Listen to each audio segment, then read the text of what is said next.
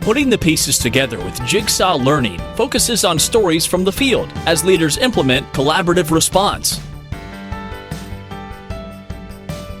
Join us every month as we invite our partners to share how they are meeting the diverse needs of students with the integral understanding that every child deserves a team.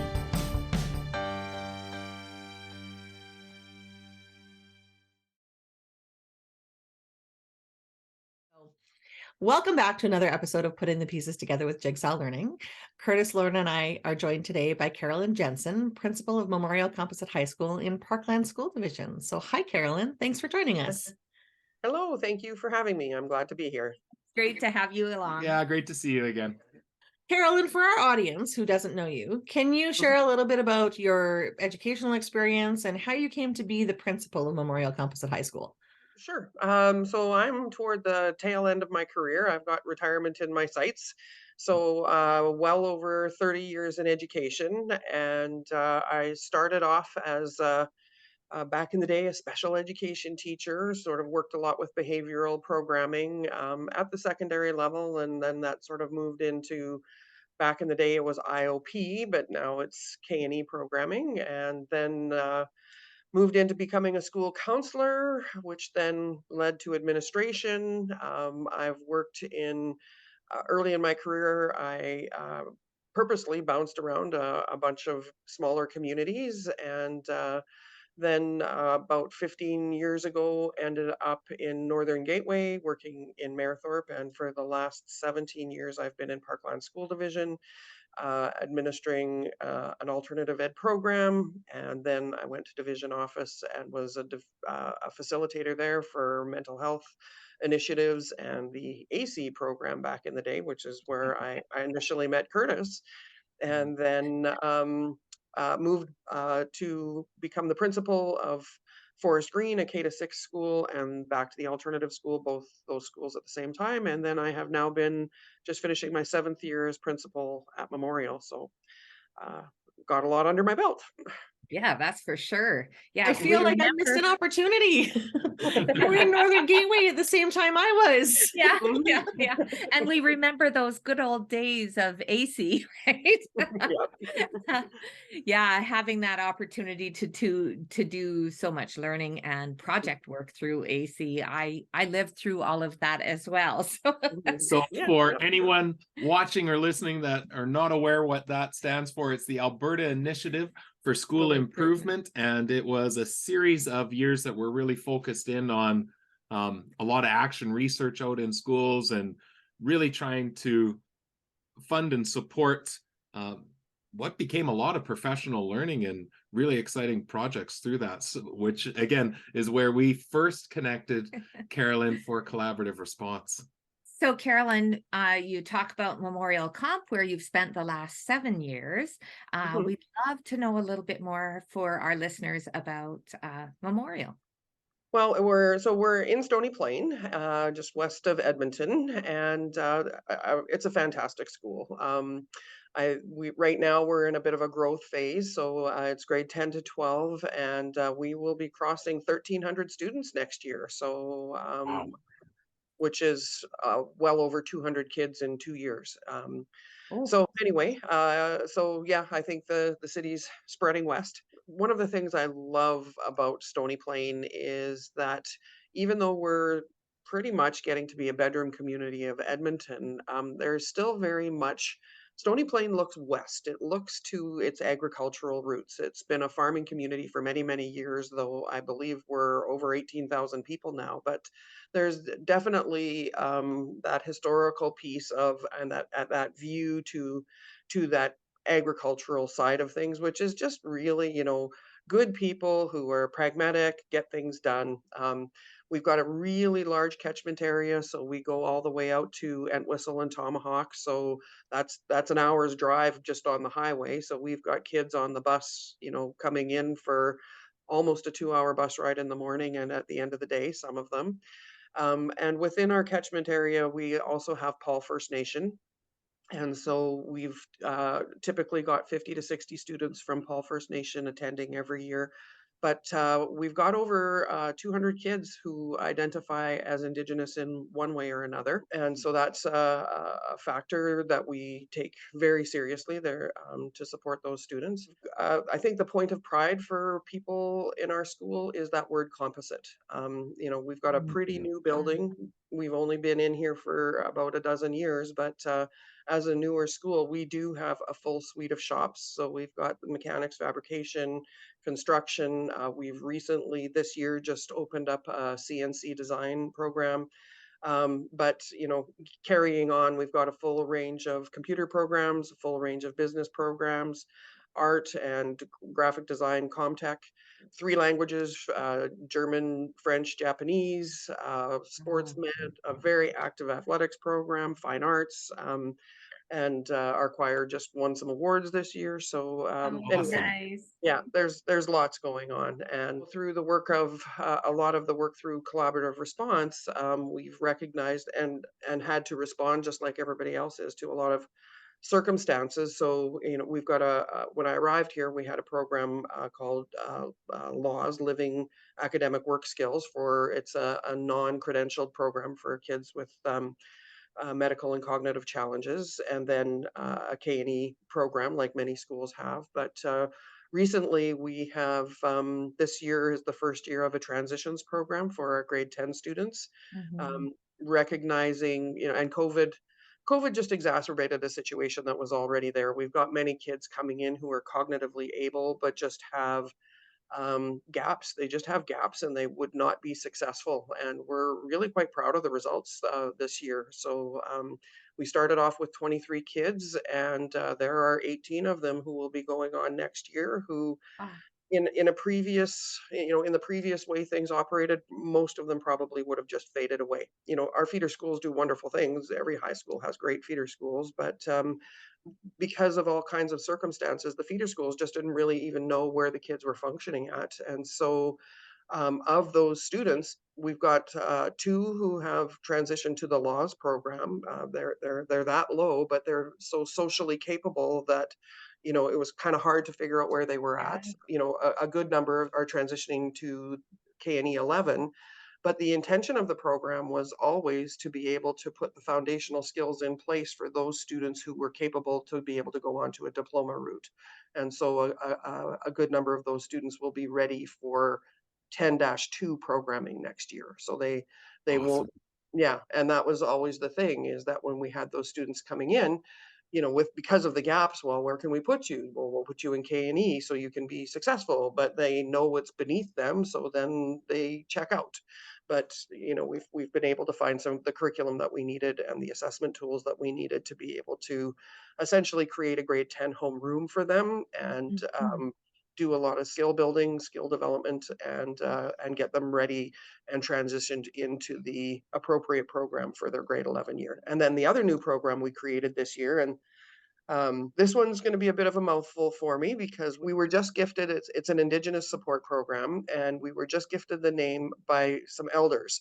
The English translation would be Where People of All Nations Teach and Learn. And Paul First Nation is a reserve that is partly Cree and partly Stoney. So there are both Cree and Stoney words in it. And so it is Inu Exnomatawin Wichasta with Beo Chake KB. And that's hard. Wow. Yeah, I'm impressed. Oh, Well Carolyn, that is amazing. You are really offering so much. And then, like you mentioned, within that rural feel still of, of the area, but being able to really focus in on what do kids need? What do we know about them? And then designing that programming appropriately for what they need so that they can be successful, which is our ultimate goal, right? Ultimately, you betcha. Carolyn, I can see why Kurtis and Lorna speak so highly of your leadership skills. When you talk about the variety of programming and all the things that you have your fingers on, that is absolutely amazing. Well, thank you. You mentioned getting to know Kurtis and Lorna through AISI. So what is it about getting to know them then to this time now? Because it's been a number of years. What is it about that relationship that you've maintained contact and stayed involved with them? I think Kurtis was he was sort of like the statistics guy of the university consultants for AISI. So when I needed to get the research portion of the division's AC project going, he was my support person. But through the conversations that we had, became aware of some of the passions that he had. And when I left division office, I went to Forest Green, which is a K-6 school. And so when I got there, it became very clear very quickly that we needed some work on our students' academic performance. The literacy and the numeracy and the PATs were just not good across the board, and so we needed to be able to have a system to put. I'm very much a systems thinker. One of my foundational beliefs is that the wisdom is in the room. Teachers, we're professionals, we've got degrees, we have experiences, we are problem solvers, and with all of that, why bring in external people? I mean, sometimes we need them to get a boost. We brought Kurtis in to give us a boost to get us going, but essentially to create a system where we can support ourselves in supporting our kids. And that's really a lot of what collaborative response is about, and what it's, that it matched that foundational belief that I've had. The other thing is that he was just at that point in time starting out Jigsaw Learning, so we were kind of learning together, I think, at the time. And Absolutely. and we did a lot of back and forth in terms of how could this go, everything from the timetabling piece. How do you make that work in a little school that doesn't have a lot of flexibility because it's so small. But as between brainstorming back and forth, I think we kind of helped each other a little bit in terms of I said, come on in, let's you can have the run of my school, and I will let you help me however you can. And so that's where it started, and so unfortunately, fortunately, depending on how you look at it, I was only at Forest Green for 2 years. But Forest Green, the staff there was very willing, and they wanted a system to be able to support their kids. They knew the work needed to be done, and so within 2 years, CR was established, and it was functioning. Unfortunately, the unfortunate part is that I left before it really got entrenched. But I think the work is still happening, although in a different format. Then I ended up moving here, which I actually have been a high school person most of my career. So the Forest Green was a bit of a detour, but it was a good detour. But in coming to Memorial, very different context, obviously, much larger staff, high school level. And the needs here were different. Two big bits of feedback I got when I first arrived here were the staff really wanted the opportunity to work in an interdisciplinary group in teams. And, that we're a sprawled out school. And so it is quite possible that a science teacher might not see a social studies teacher for a couple of weeks. And so there was this feeling of disconnection, and the staff really wanted that to be overcome. There needed to be a degree of professional learning, because when I arrived here, professional development time was very task oriented. They were spending a lot of time working with assessment tools and things like that, and it was about tasks, not necessarily so much about learning. And so there was a shift that needed to occur there. Was they really needed a communication tool about kids and how they learn, or a communication system. Because, and it's just the nature of high school. That's one of the features of high school, is that kids have multiple teachers, and teachers have large rosters of students. And so having an efficient and comprehensive communication system about student learning was something that they really, really were asking for. So as I thought about that feedback that I'm getting, I said, well, collaborative response will solve some of those things. So create the CR teams from an interdisciplinary point of view, and then as we work with our data and evidence, and as we document our meetings, the communication about student learning is occurring. And so I took a bit of a break because we had to do some foundational work here to get ready for CR. It took a couple of years to do that, but once again, when the school was ready, I could see that we needed to get to to the CR destination, and then invited Kurtis back and brought the staff on board in terms of what CR was, how it works, and we've been working at it for I think 3 years now. So when you mentioned Forest Green, and with the size of the school, that was all right. We're going to bring everybody together. We're going to learn about this, and then we're just going with it. With the size of the high school, and like you said, there was some foundational work, and I remember you talking to me about the foundations of professional learning communities that had been established that we're working through, and we're going to be ready for that next step. Can you describe how you went through a very intentional introduction of the work? Because it certainly wasn't all right, let's just pull everybody together and talk about it. There was intentionality, and I think our listeners, especially those in larger schools, would love to hear how that was almost phased in to build up I guess that critical mass to make the work move forward. Because there was in a school your size, of course, not everybody is going to be cheering about every new initiative that comes in. And I remember some of those conversations at that point. Well, I think when I arrived here, I think there were in the neighborhood of 45, 48 teachers. We're up to 61 now.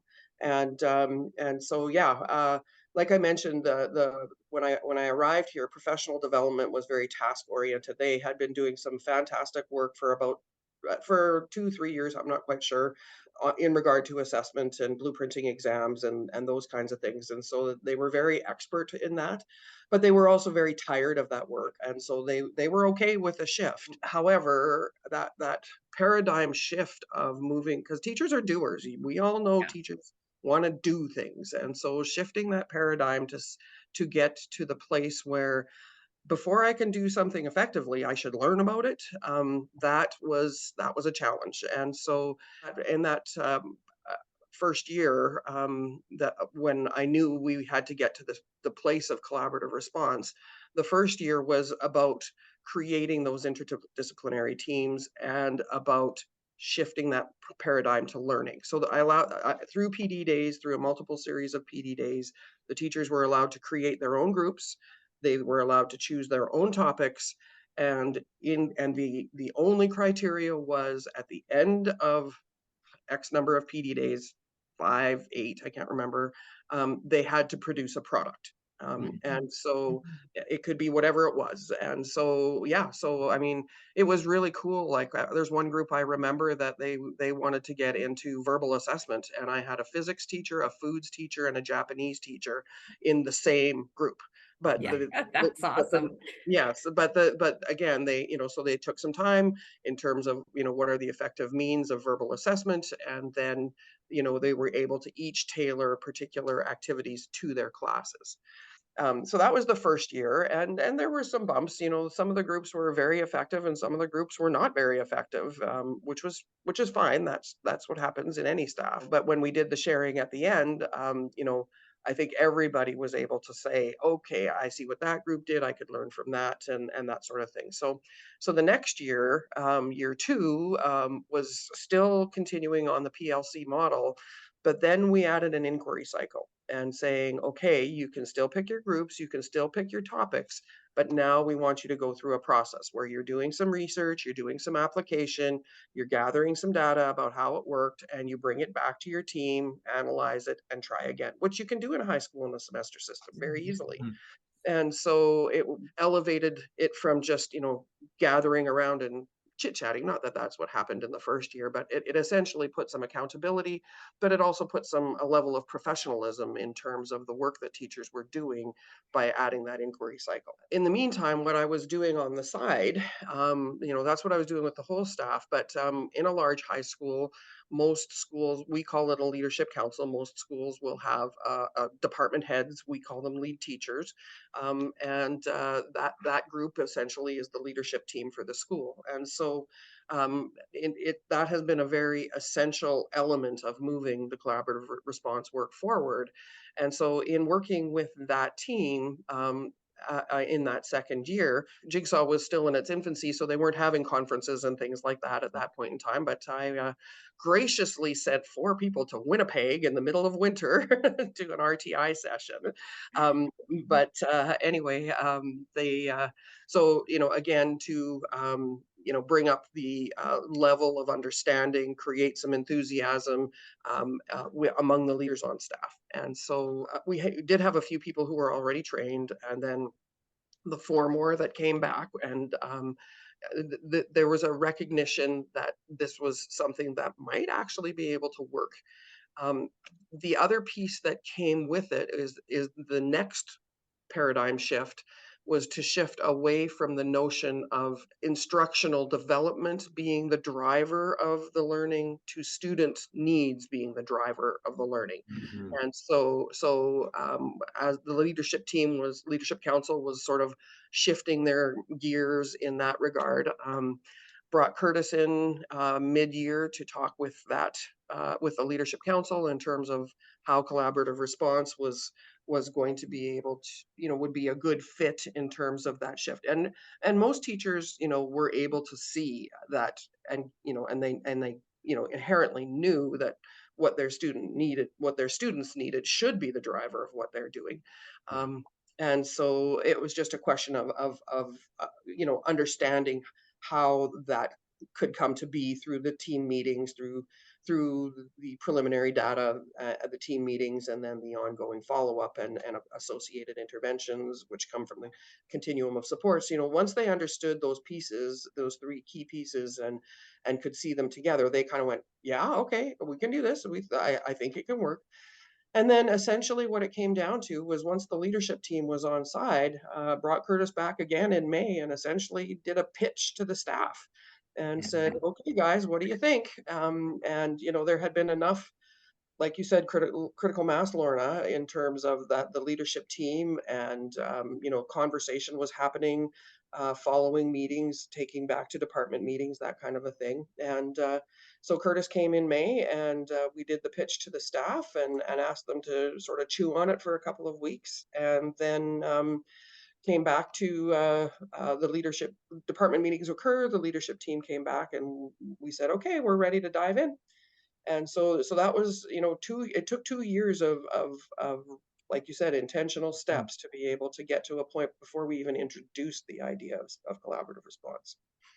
Yeah, well, and I was fascinated through that, but then over the number of years that you've been implementing, of course, there's always been refinements, and I've loved hearing that back and forth of, we gather feedback, we analyze what people are saying, we make adjustments. It comes back to that leadership team, because I know collaborative response, especially in those first 3 years, was a consistent agenda item for your leadership team of, okay, what's the next tweak, refinement that's going to help us move forward? I think, well, and again, coming back to that semester system, in the 6 semesters we've done collaborative response, we've never done it the same way twice. There were some sort of notable changes early on, but now you're right, it's just to the tweak stage, and like, so next September we're going to go with the staff growing. We thought, oh, well, we should grow to larger teams, or to have more teams.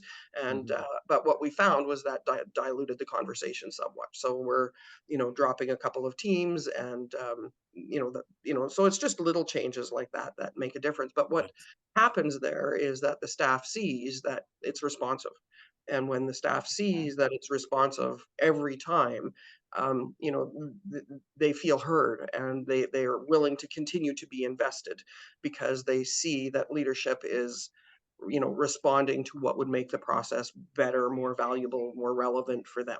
Carolyn, I really appreciate the articulating that fact that we go from instructional focus and instructional expertise to moving to how do we best support our students. And we talk about that a lot, but it's not just we can do that through PD, or we can do that through just some reading or discussion, but it really moves. It's a belief system behind that, and it moves through structural and process things that you are doing in your school. So I'd love to be able to hear a little bit about your layers of teams, because clearly through collaborative response, you have designed layers of teams to attend to all those needs. And with that, Carolyn, I know there's going to be some people listening going, okay, in a school that size, when and how are people getting together? So feel free to get very technical and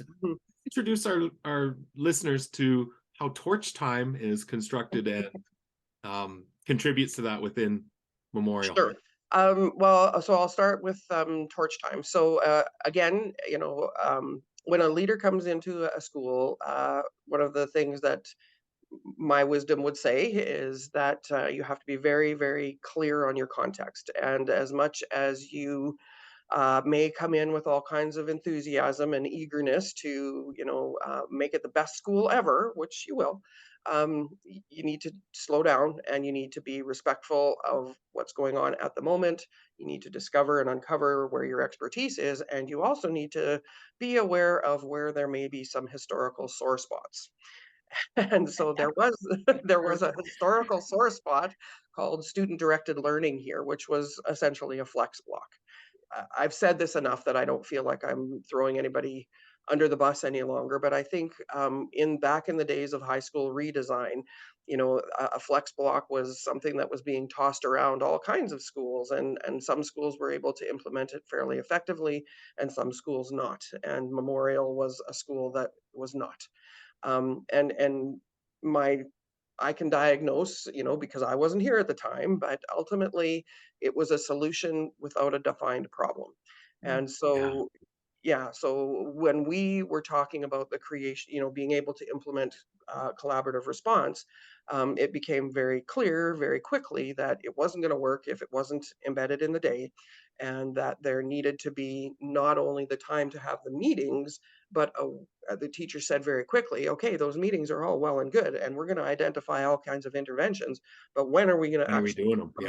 interventions? And so the first year we put in torch time. We put it in as 40 minutes at the end of every day. We shortened each block 10 minutes, and it went reasonably well, but not great. The teachers work on a rotation. So right now, this past year, we've had 9 teams, and 3 teams meet on Tuesday, 3 teams meet on Wednesday, 3 teams meet on Thursday. And so what happens on the days when they're not meeting is that they would be in torch sessions, and the students sign up for a torch session. And so sometimes those sessions are sessions that are organized by the school, so we make sure that we schedule that there's a math, English, science, social session every day. In a school our size, there's probably 2 every day. But then the teachers who aren't assigned to those sessions also have the flexibility to create their own. And so, so there's sessions happening there. But the other thing that has been a game changer in terms of buying in to this program, but also helping teachers clearly understand the role of the intervention, or how to use the intervention strategies they identify, is that so Monday we don't have torch. That's at least 4 days in a week. So they're in a CR meeting one day, they're in 2 intervention sessions. The 4th day is what we call teacher intervention. And the teachers love it and cannot live without it now. And essentially that is a 40-minute block of time that they have each week to complete the interventions they identify. So if they, for example, have identified that they need to have a one-to-one conversation with a student, they book it during that time. If they identify that they need to call some parents, that's the time they have to do it. If they identify that maybe things are going good in their world this particular week, and a different teacher was talking about their students and their kids weren't necessarily on the agenda, they can use that time to, like, our teachers are sending good news emails now. They have time to do it. Oh, that's awesome. I make it very clear that it is intervention time. You cannot be going and doing your marking or your planning, but there have been teachers that have used that time to research particular intervention strategies. There have been times where they have worked within department teams to say, how can, I'm using it this way, how are you using this strategy? Oh, you do it that way. Have that collegial conversation about implementation of the strategies. That's sort of what the teachers are doing. What the kids are doing is, in that flex time, in that torch time, we have to be comfortable as a school. I need to be comfortable as an administrator that not every student is participating. And so we do have about a third of the kids, sometimes even as much as a half the kids, are leaving the building. They are driving away and going to work or whatever it might be that they're doing. But we talk a lot about our students being in good standing. And in good standing is meeting the expectations of themselves, their teachers, and their parents. And if you are in good standing, then essentially you can sign up for a torch session called Off Campus with Parent Permission. And so they can do that. And then the kids on site are doing is they are attending into those sessions. And we've got a software system that ties into Power School, so the kids can self-register for those sessions. We can take attendance. It's part of the phone call system home at the end of the day every day. Yeah. And then, but we've also, as a school, got a few sessions because, I mentioned that agricultural thing. We got a lot of kids coming in on the bus, so there are some kids who just can't drive away. And so we've got open gym, we've got the weight room open, we've got a computer lab open, we've got the library open, we've got a couple of independent work rooms. And so the students can just go and work on whatever it is they might be needing to work on. So yeah, so that's what the students are doing. Now, when we first implemented torch time in the first year, we had it 5 days a week, but we realized very quickly that adolescents are adolescents and they may not be highly motivated towards school. And so we don't have torch on Mondays. What we do is we do a rotation through each of the blocks, week 1, block 1, week 2, block 2, where the teachers, it's not a bell driven thing, but the teachers know that during that block, they are to have the students sign up for their torch sessions for the remainder of the week. So there's some oversight to that. And the software that we use, the teachers can pull up their class list and they can see ting, ting, ting, ting, ting, who's signing up for what days. And they can say, hey, Kurtis, I see there's nothing signed up beside your name. What are you going to sign up for this week? How are you doing in math? Or whatever it might be. And so we that was one of the tweaks that we made, was we don't have torch on Mondays so that we can support torch use through the rest of the week.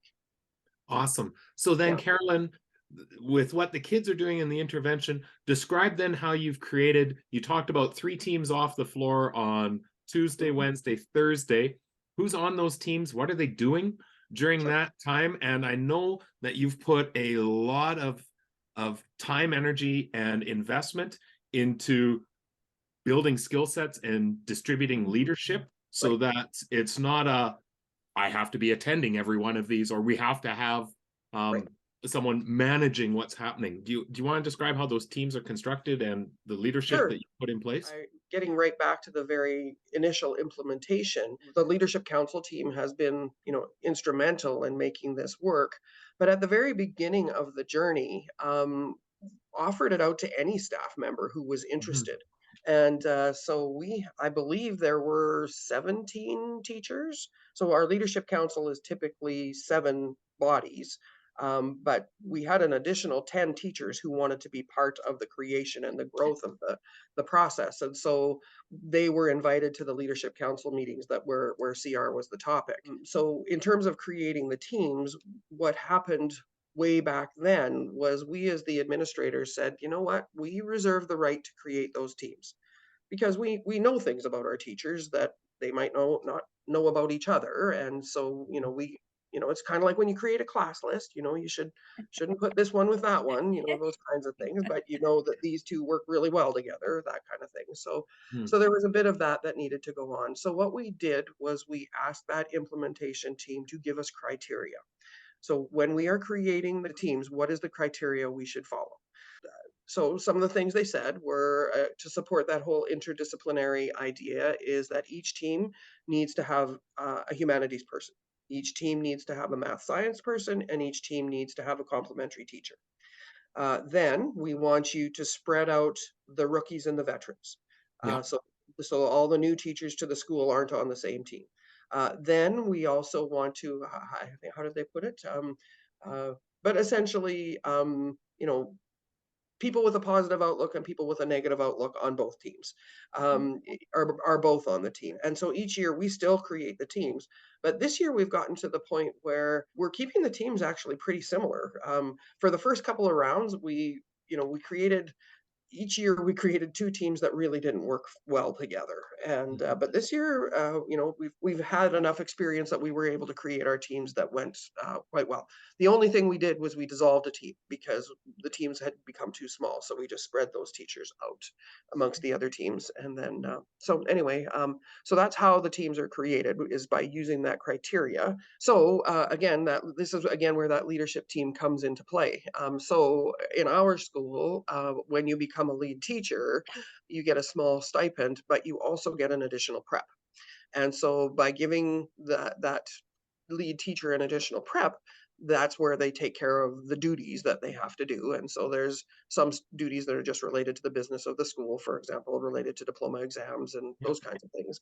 But then one of the duties that they are expected to take on is that they become the facilitators of the teams. And so again, at the beginning, Kurtis came in and did some additional work with the lead teachers to go through what are all the steps of the meeting, what are all the skills the facilitators need, those kinds of things. And because those teachers have that extra prep time, that is to compensate for the after school meeting time they have as well. And so that group of people is always coming together every 2 weeks, twice a month we get together.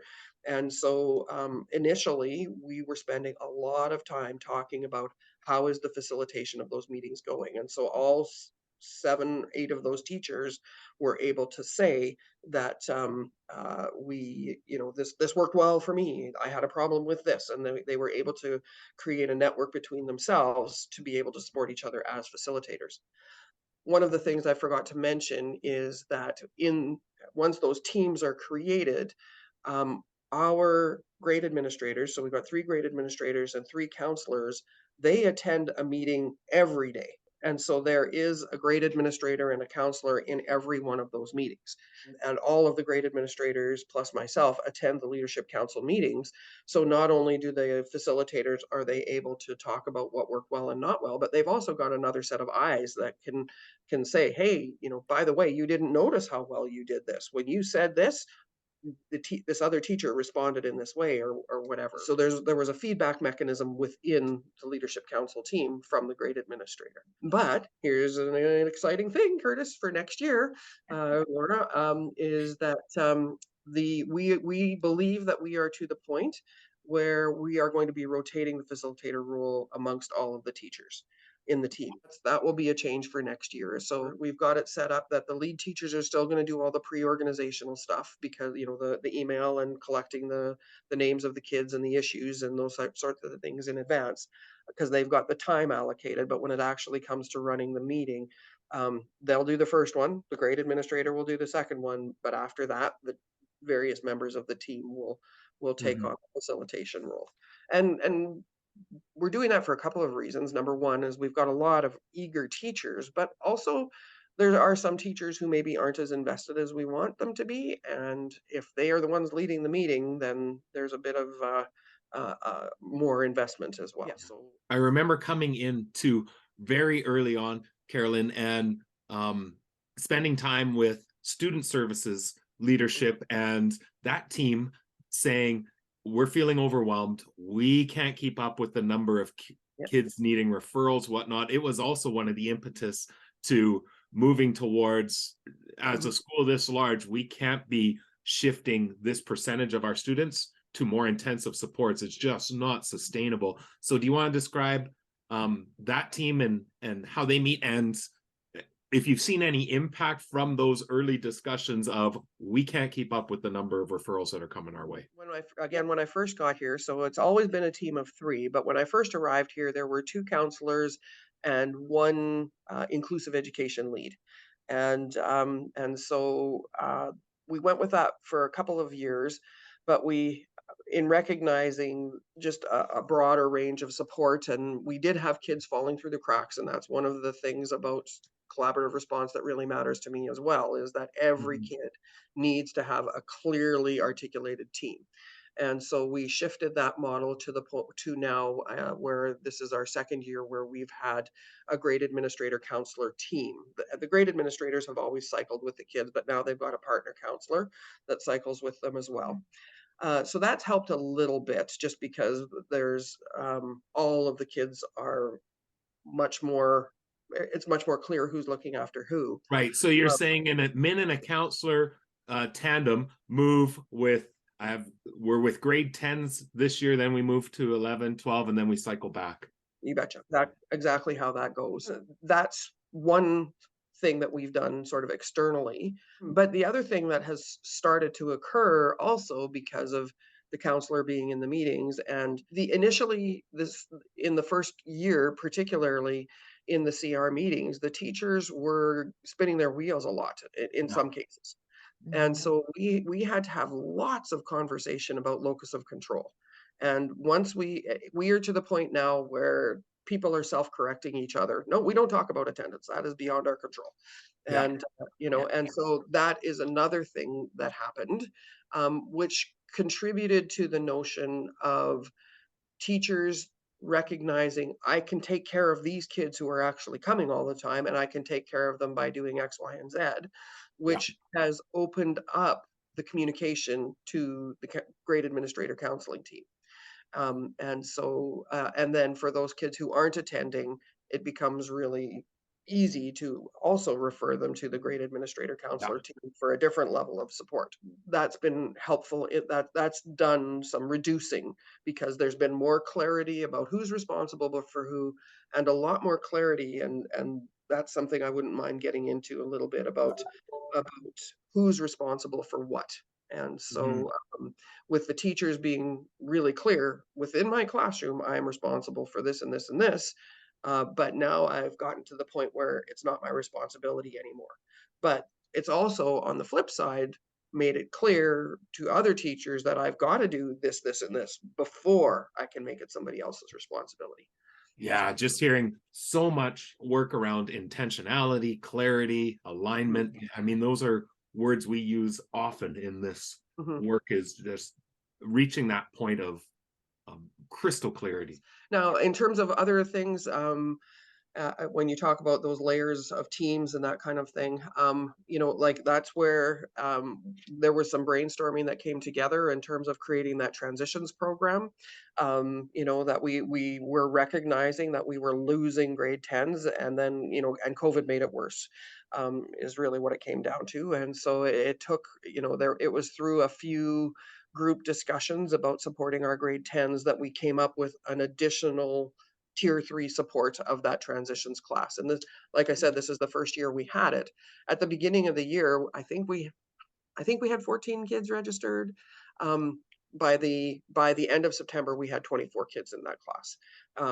Again, because the teachers were able to recognize very quickly, and again, because we're doing things like MIPI assessments and RCAT assessments that we hadn't been doing in previous years, pre-CR.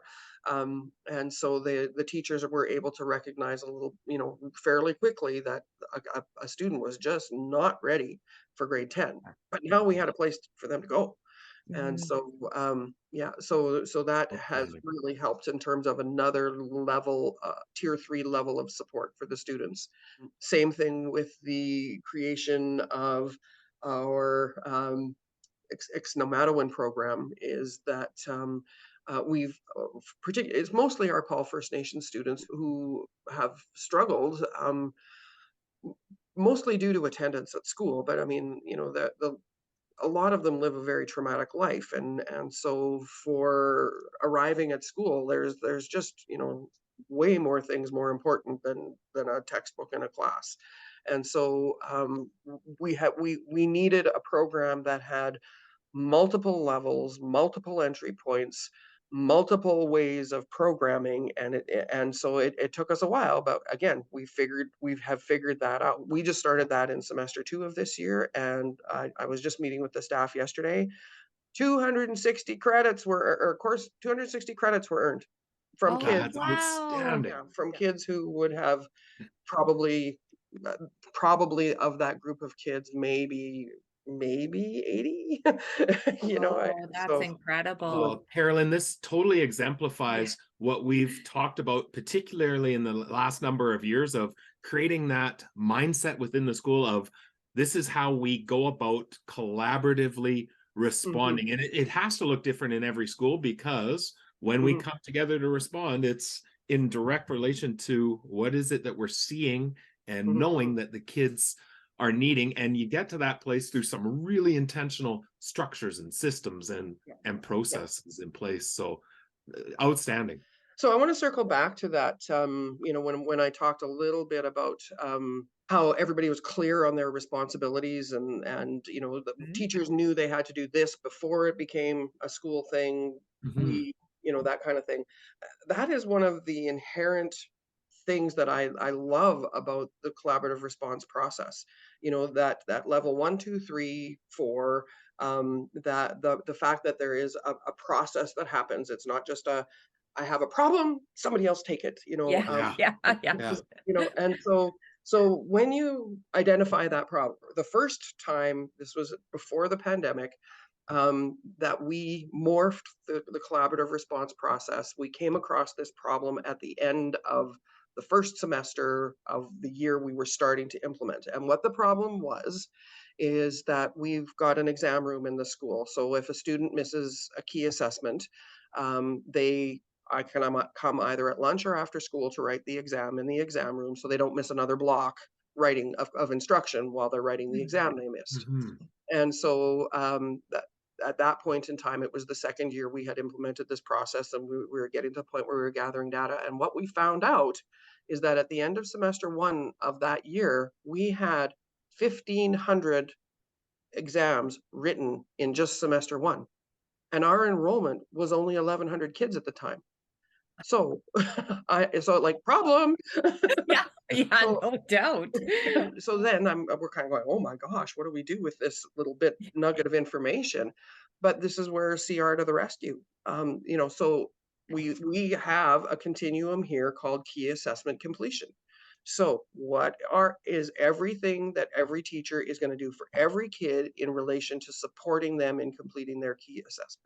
What for the kids who are missing key assessments, what are we doing for those?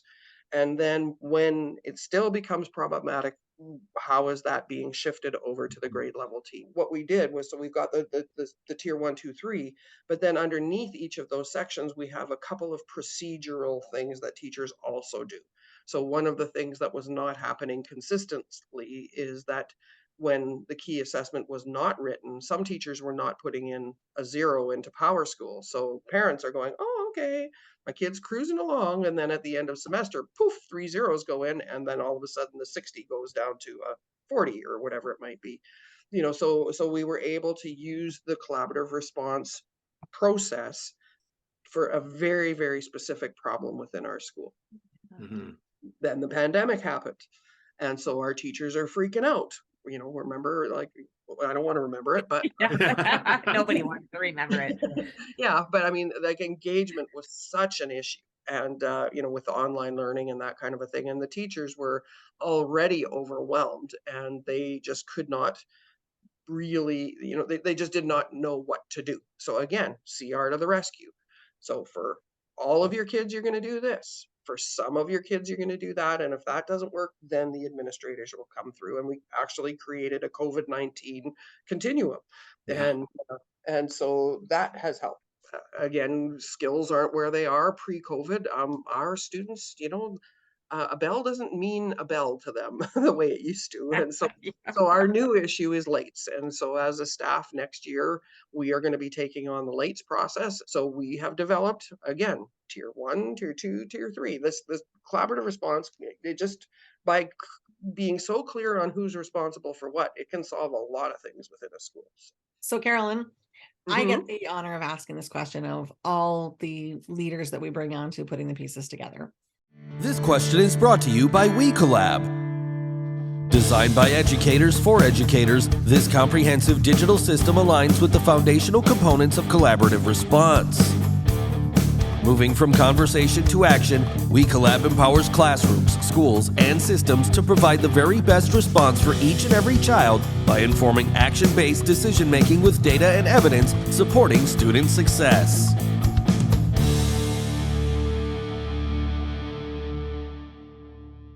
I am in awe of the learning that your school has done, the size that it is, the size of the staff, the number of students, and in awe of the fact that you have implemented in 2 different school contexts. Mhm. So, in the spirit of, if you knew then what you know now, what advice would you give yourself about implementing collaborative response? Do it. If you have any doubts, do it. It's the way to go. It was worth it. I mean, it was not easy. Let me tell you, there have been, particularly at the high school level, where teachers think a little differently than elementary teachers do. They're a lot more concerned with credentialing and relationship with industry, and so they are much more siloed and much more content driven, and as a result they have a lot more things that they think about than elementary teachers do in a lot of ways. And so there was pushback. There is no doubt there was pushback at the beginning, but Mhm. persevere. It is worth it. I do remember hearing in various meetings, that, what we're showing you now, it took us 3 or 4 years to build it. Yeah, it does take that long. This is not something that is a quick fix, one shot, overnight, anything, and so, but it is worth it. If you can persevere, it is worth it. And it changes your culture, it changes your teachers. And so I would say it's going to have a bigger impact than you think. So do it. Awesome. Well, and I know through this podcast, we're also gathering some of the data pieces that you have. So if anyone's interested, there is going to be some data and an infographic that goes along with this, with, again, access to a number of resources that, Carolyn, we've been so appreciative of you being able to share and help support others along this work, or the journey that you've been talking to.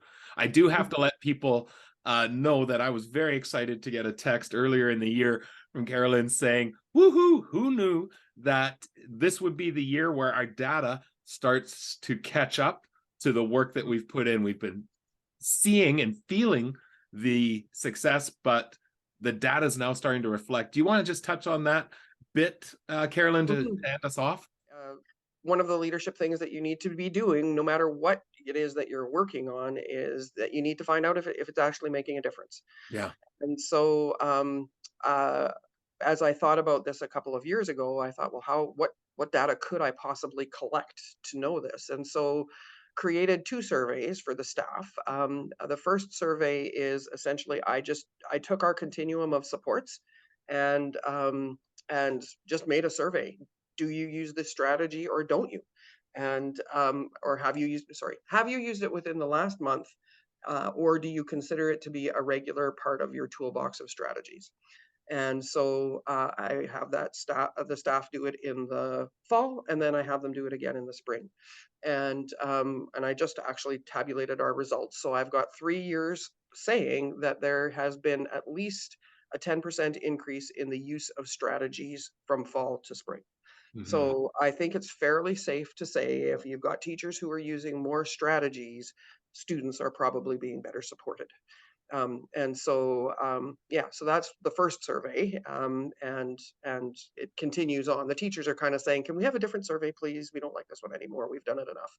But the second survey, for the first 2 years I did it, it was just 2 stars and a wish. Or sorry, there was one question, which is, do you find your collaborative response meeting time with your colleagues valuable? And then tell me 2 stars and a wish. And every year it's been I think it was 71, 2% the first year, and it's growing to the point now where it's 85%, 84, 85% of the teachers agree that it is a valuable use of time, and then the 2 stars and a wish.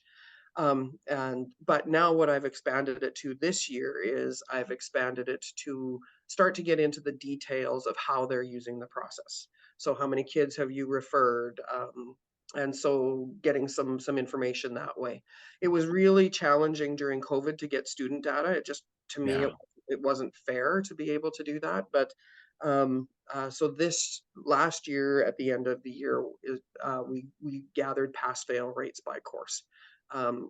Looking at this as an intervention-based program, I didn't feel like graduation rate data are there, and our graduation rates have been really good. But on a course, I wanted something more granular than just a graduation rate, and so I'm looking at pass-fail rates by course. So I got that last year. I have to wait for another week or so to get this year's data, but that will be the student data that we're looking at to see if there are changes occurring on a course by course basis.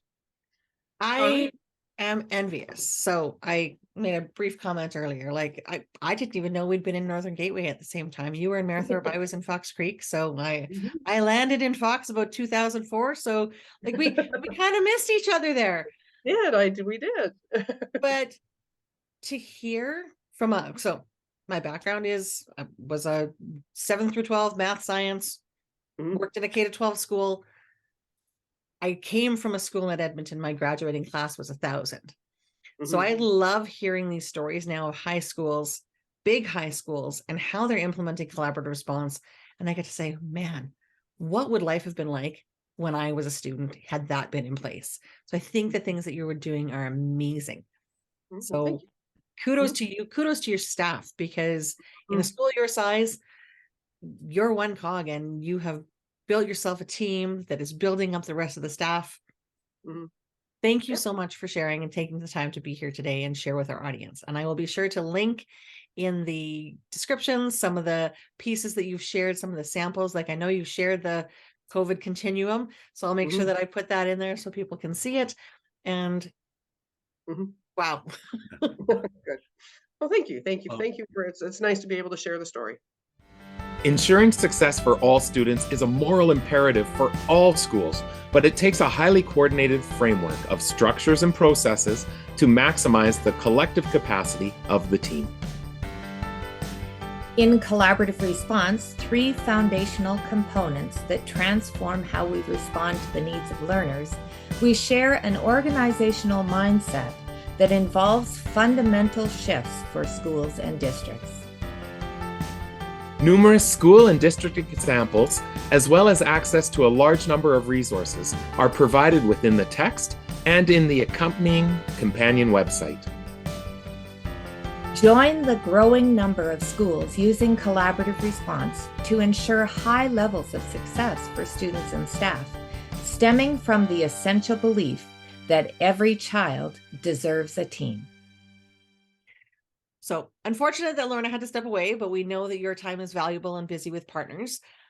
I wanted to point out that one of the things that came through for me was the authenticity of the relationships that you establish. So to hear Carolyn talk about AISI, which, I mean, it's years past, but talk about the connections of learning together then, and then learning through the processes, and how she was always able to reach out to you when the time was right. Yeah, absolutely. I mean, that's how you operate, Kurtis. That's how you and Lorna operate. Oh, thank you. And it's been very much reciprocal in all of those situations. And you heard Carolyn talk about it, of we were learning alongside while she was learning. And I think through this really came clear in this episode that, and I loved her bringing in the Nike slogan of you just do it. You just have to do it, because you're going to learn and process and really make the work, the collaborative response work, your own within your organization. but you're going to learn through that process and adjust and tweak. And she's been very, very diligent in being able to have feedback loops that are coming back, not just to her, but to a leadership team that she's put a lot of trust and support in place for them. But we're going to adjust and make changes as we go along. And like she said, some were pretty significant at the start when they were finding things weren't working. Now they're in tweaking phases, but I think it really reinforced the idea that implementation and sustaining collaborative response is a learning journey and it's never done. So you can't hold off getting started. I love that message coming from her. Well, and I love the question you asked her about, she talked about having been in the school for a little bit and then implementing collaborative response. So I love when you asked her about talking about the intentional setting of that foundation. Yeah, lots of seeds that were planted along the way. And again, gathering feedback, there was very purposefully laid out from a leadership perspective. And again, knowing this is a path we need, or I know that will have success for us for the issues or problems that we are uncovering, but when's the right time and right way to be able to introduce and move forward, I think is really, really critical. I loved that idea of we had something in place that was a solution to a problem we hadn't yet really clearly identified. And man, that really stuck with me. Yes. And so I know Lorna's not with us, but I think she would point out again, as she did in the episode, that one of the things that struck her was that mindset shift of instructional practice being the driver to student needs being the driver for learning. Yeah, absolutely. I really also loved the takeaway of systems thinking being attached to the work that she's engaged with her leadership team within the school. It's very much thinking about how do all the different components interact and align with one another, and recognize that over time we're going to start to connect and build that systems approach. To me, that's absolutely critical within the work, but that it can't be all established overnight. Like she said, it takes time, and for people to have the aha and connections for what it is that they're doing. Well, and in that systems thinking, she grabbed onto a word that I know you adore, and that's the clarity, right? Yeah. Clarity of everything along the way. So clarity of what teachers are going to be responsible for, what next teams are going to be responsible for, clarity around even the cycling of the teams in terms of the administrator and the counselor, clarity around the criteria for the collaborative teams that are coming together, and inviting that clarity to be articulated by the staff. Absolutely. And I think another thing that stood out to me too is being very intentional around what kind of data would we be collecting year over year that is going to help us determine if we're having success or not, and help inform the next steps that we should be taking. I think for the listeners and viewers, you're going to be very excited to see some of the data tools that Carolyn will share with us to be able to help evidence, is the work making a difference for us, and can we again provide proof of, are we making an impact, not just for kids but for staff as well. So quick summary: key learning number 1, do it. The process of collaborative response is a learning journey. You start it, but it doesn't end, because you will continually refine. Absolutely. Number 2, that journey requires a purposeful path. So you can see where Carolyn's system thinking, which would be learning number 3, systems thinking informed that path so that it had clarity and purpose and meaning and relevance for all people at all levels. Absolutely. And then the last learning would be that mindset, right? Student needs are the driver. We are not creating a solution for a problem that we haven't articulated, but we're identifying what do our kids need and responding accordingly. Absolutely. And responding through a systems approach that clearly articulates who responds where and in what way. Absolutely. So we're very fortunate that Carolyn took time. As she said, retirement's on the horizon. So I'm glad we got to have this conversation. So thank you, because my brief connection with that team around the software to support the process, that was 3 years ago, was exciting to see their enthusiasm for what they were trying to build. So I appreciate the follow-up now. Yeah. And it was super interesting. She didn't note it within the episode, but she had sent a number of her new teachers to our collaborative response pre-retreat that we had in May, just to get the big overall picture of the work to then put it in context within their school. Their table were super engaged and talking to others within the room to be able to say, our school does this and it's amazing. It's been so great to be able to join. They, of course, did not have any of the historical background of what's gone into it over the last number of years. They just have essentially parachuted into it at this place. But the positivity that they talked about, the sense of collaboration, camaraderie, and support that was in the school was really outstanding to be able to hear. So it's not just somebody closing her door in a principal's office and sharing out her perspective, but we heard from new people coming into her building how appreciative and how much it is impacting what it is that they do as teachers for kids. Well, Kurtis, I think you've alluded to a podcast series that we've done on the idea of sustainable onboarding of new staff. Absolutely. The Leading Collaborative Response podcast. So I'll make sure that I include those in the links as well below, so that people can get a sense of how this process continues when there are transitions in staff, when there are new staff coming into a building. Absolutely. You've got 61 staff, she said, 5 or 6 new teachers, that's 10% of your staff changing over. Absolutely. For more on collaborative response, visit jigsawlearning.ca or join the JL Insider to receive access to newly added resources and content. Make sure to follow us on social media, subscribe to the podcast and the Jigsaw Learning YouTube channel to access past and upcoming episodes.